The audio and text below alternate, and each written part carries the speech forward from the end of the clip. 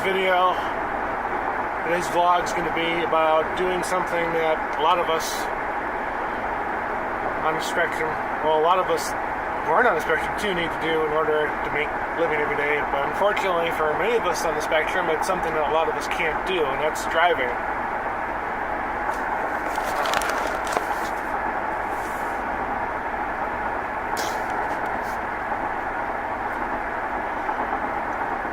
So this is the lovely interstate here in Cedar Rapids. I gotta go from one end of town to the other to take care of some business relating to the house, and I'll just zoom in a little bit, try and give you a better view of the highway here. But essentially what happened with me was that, you figure, around 15 years, most people get to the point where they want to get their learner's permit and get their driver's license, get a job, get some independence. But that wasn't the case with me. I had absolutely no inkling whatsoever to get behind the wheel of a car and drive. For starters, I just did not have I just did not see myself as being the kind of person who could drive. I just had too much anxiety at the time of actually getting behind the wheel and driving. And the other thing too that was going to go on that I, in retrospect, I could see was going to happen was that being on the spectrum, the accelerated pace that they tend to do in things like, driver's ed classes, driver's ed schools, that was not going to be an option for me either. So,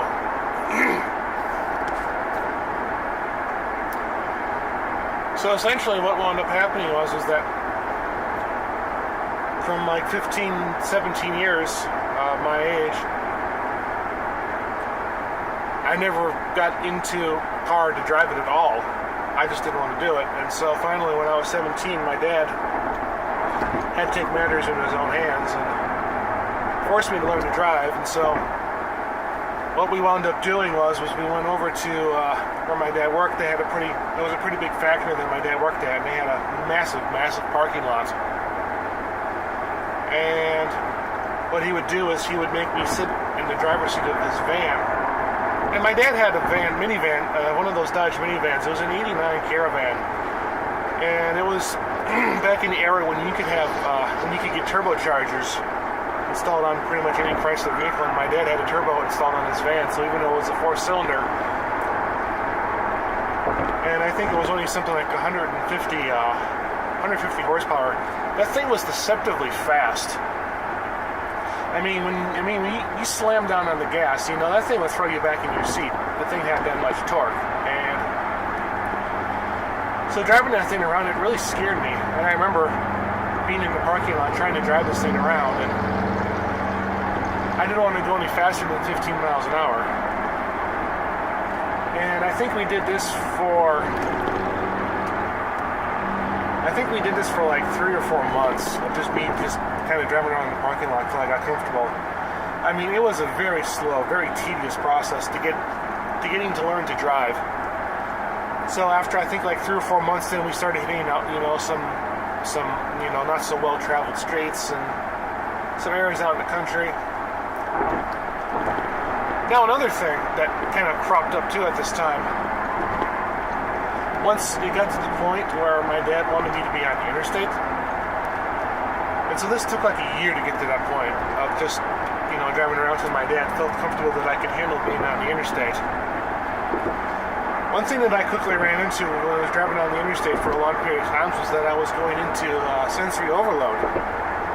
And I never really realized it at the time, but, I never really looked out the window a lot when I was in the car. I'd always be down or be off in La La Land because all that scenery moving by got, after a point of being just too much to handle. And so what I was running into as I'd be on the interstate,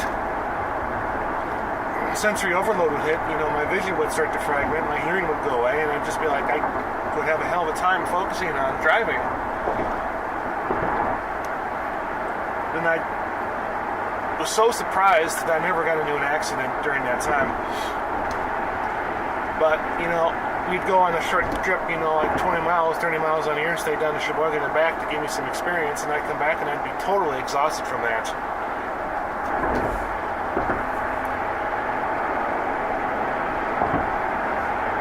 And so it wasn't until after I graduated high school, 1998, that I actually was able to get my learner's permit. And now getting the learner's permit wasn't that bad because, you had to take tests and all that stuff, and that went well. I was able to pass that part. I had read the book enough to know it, that I was able to get a pretty good score on the written part of the testing and the permits. But once you get the learner's permit, you have to have it for something like 30 days to get your driver's license. And it took me another year of trying with my learner's permit before I was actually able to pass the test and get my driver's license. I would be, under high anxiety when the instructor was sitting next to me and testing me, and I would always do something to fail, and I need to sneak over here, and I'm not going to have room to do it because these people aren't freaking moving in the middle lane. But it took me a year to get yield driver's license after I got my learner's permit. So it wasn't until I remember the day, it was March 19th, 1999. I was 19 years old.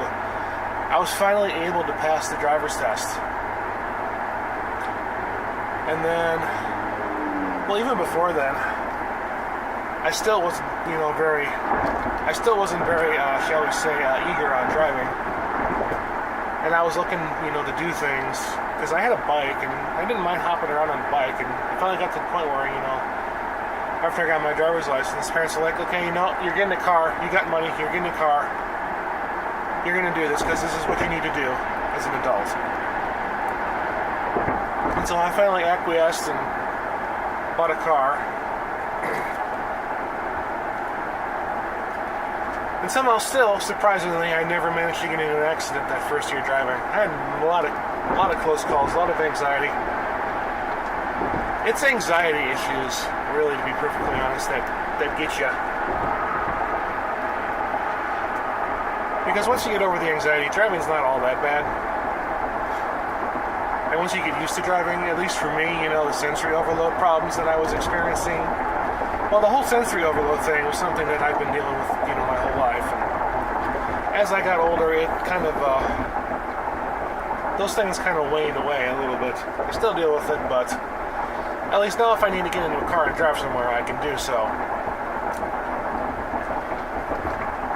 But yeah, another thing too about driving that I did not realize at the time that was affecting me, I didn't catch this until later, was that I actually had epilepsy in the form of absence seizures. And I'd been having them my whole life.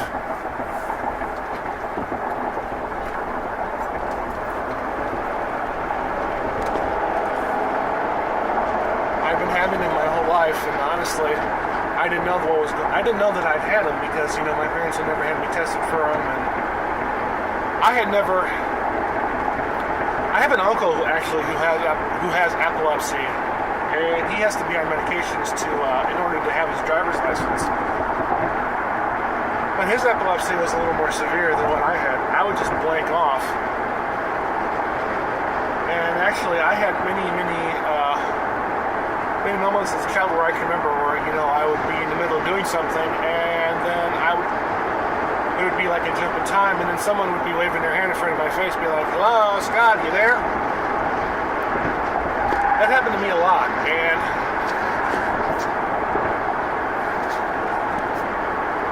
so you combine that with autistic wanderlust. I remember when I was like 20, after I had my license for like maybe 9 months, I was like 20 years old. I was driving up into the Dora Peninsula in eastern Wisconsin, and it was a day much like this, except it was wintertime, and I was on Highway 42, and I remember having a moment where I looked out, where I was looking front out the window, and there were no cars ahead of me, and then I turned to the left to admire the scenery, the Bay of Green Bay, and I remember turning back, and I must have had a seizure there, because when it seemed like only a couple seconds, but when I turned back and I was looking forward again, there was a school bus stop dropping off students, and there was a long line of cars waiting for that bus to drop those kids off. And maybe about a football field's length between me and those cars. And so I remember leaving 4 very long skid marks on the highway, but I was able to avoid the crash. Now, if I'd gotten into a crash, who knows, they might have found, my epilepsy or something. And, well, easily I would have been in serious trouble for that, but thankfully, that didn't happen. And I didn't know about it, and not knowing about it at the time, not knowing that I was always having these. And so, but fortunately for me, those kind of waned out. The seizures kind of, they kind of went away as I got a little older. I think I still have them at times. There are times where I still think I have them. But it's like maybe once a week that I'll have something like this happen. But honestly, that's the only incident I've ever had driving where I was, that close to having a serious crash. I've always been pretty steadfast about following the rules of the road and all that stuff. But yeah, that's one thing to definitely keep in mind if your spectrum-bound kid is learning to drive. Is make sure that they don't have those absence seizures, because that could definitely cause a lot of problems driving, as it almost did with me. But I'm getting kind of long-winded on this video, so I'm going to cut it off now. I'm almost to where I need to be too, so thank you all for watching this video. Please like this video. Please watch my other videos. Please subscribe and please comment. I thank you for watching.